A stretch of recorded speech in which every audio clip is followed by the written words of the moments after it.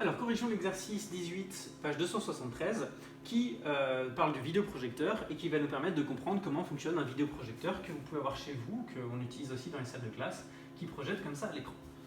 On vous dit que c'est constitué d'un ensemble de lentilles qu'on peut en fait simplifier comme disant que c'est une seule lentille mince convergente. D'accord ? Et donc vous avez un objet qui est éclairé à l'intérieur, un petit écran très lumineux, qui va produire de la lumière, et vous allez former l'image sur un écran. Dans la question 1, on me demande, donc dit, dans la situation qui est donnée ici, la valeur absolue du grandissement, valeur absolue de gamma vaut 114, interprétez cette valeur. Donc qu'est-ce que ça veut dire? On me dit que la valeur absolue du gamma vaut 114, et il faut rappeler que valeur absolue de gamma, c'est A'B' sur AB. Donc je peux simplement dire que, dans ce cas-là, A'B' sur AB vaut 114, et que donc A'B' c'est égal à 114 fois AB. Donc l'interprétation que je peux faire ici, c'est une interprétation de ce que c'est que le grandissement.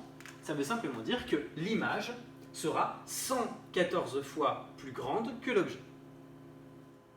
Dans la question 2, on me dit que dans le vidéoprojecteur, l'objet a une taille de 14 mm. On me demande de calculer la taille de l'image sur l'écran. Donc ici, je cherche A'B'.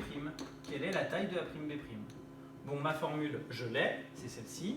A'B' vaut valeur absolue de gamma fois AB.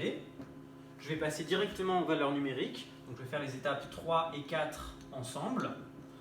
On a dit que gamma valait 114. J'ai 3 chiffres significatifs. Et AB vaut 14 mm.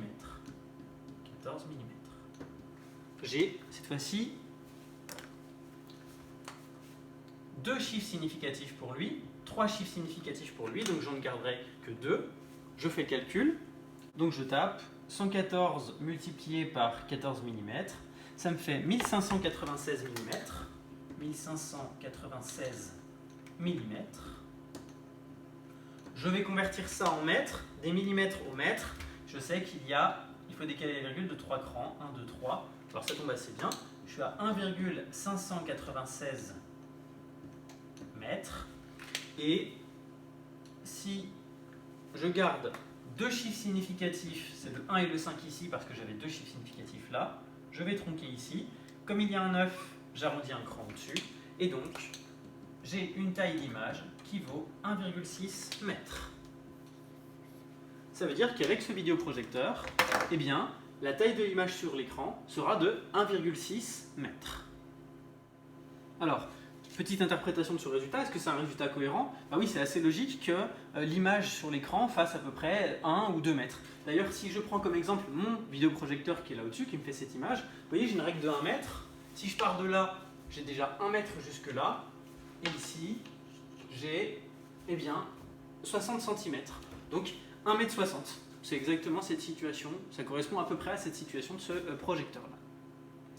Ensuite, la question 3, on nous dit comment l'objet doit-il être orienté dans le vidéoprojecteur pour avoir une image à l'endroit pour le spectateur. Donc si on regarde ce schéma-là, on voit bien que si l'objet est dans un certain sens, l'image sera dans l'autre sens. Ça fait plusieurs fois qu'on a constaté ça sur les différents schémas. Donc si je comprends que si je veux que mon image soit dans le bon sens, c'est simplement l'objet que je dois inverser au niveau du vidéoprojecteur. Okay.